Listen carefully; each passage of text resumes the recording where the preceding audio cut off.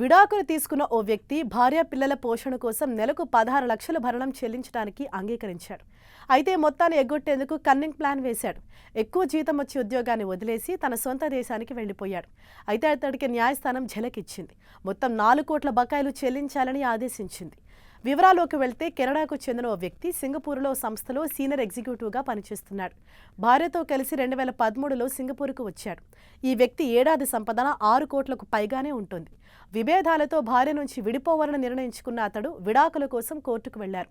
ఈ క్రమంలో భార్య 4 పిల్లల పోషణ కోసం నెలకు 16 లక్షలు చెల్లించడానికి అంగీకరించాడు. ఆ తర్వాత దాన్ని 14 లక్షలకు తగ్గించాడు.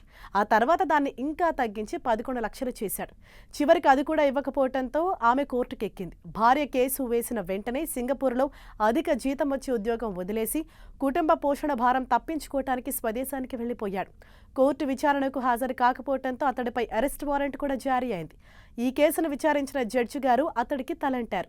జాబ్ వెతుకున్న తర్వాత మానేయాలి, కానీ ఇలా భరణం చెల్లించాల్సి వస్తుందని మానేయటం ఏంటని మొట్టికాయలు వేశారు. మొత్తం బకాయిలన్నీ కలిపి 4 కోట్లు కట్టాల్సిందేనని ఆర్డర్ వేశారు. జాబ్ మానేసే వరకు ఆ లెక్క వేశారు. ఆ తర్వాత నుంచి తక్కువ జీతానికి వేరే కంపెనీలో చేరాడు కాబట్టి ఆ జీతాన్ని ప్రాతిపదికగా చేసుకొని అందులోనే కొంత ఇచ్చి సర్దుకుపోవాలని సూచించారు. అయితే భార్య ఫార్ములా 1 టికెట్లు, ఖరీదైన విహారయాత్రలు, కాస్మెటిక్ చికిత్సల వంటి వాటిపై అధికంగా ఖర్చు చేస్తుందని అతడి తరపు న్యాయవాదులు వాదించారు. కెనడాలో విద్య, వైద్యం ఉచితం కాబట్టి అక్కడికి వచ్చేయాలని కోరాడు.